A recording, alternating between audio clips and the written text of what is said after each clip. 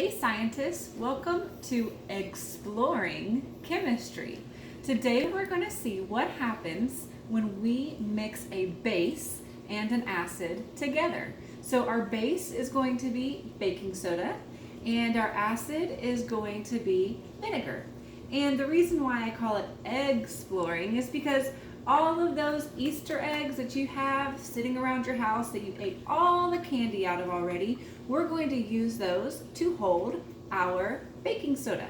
So what you need to do is you need to gather up the following items. You need something to hold your base in because you don't want it to make a big mess.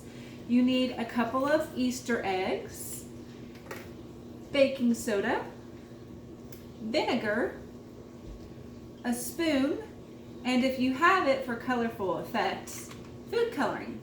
Now, if you don't have any Easter eggs left, don't worry. You can really use anything to hold the baking soda in.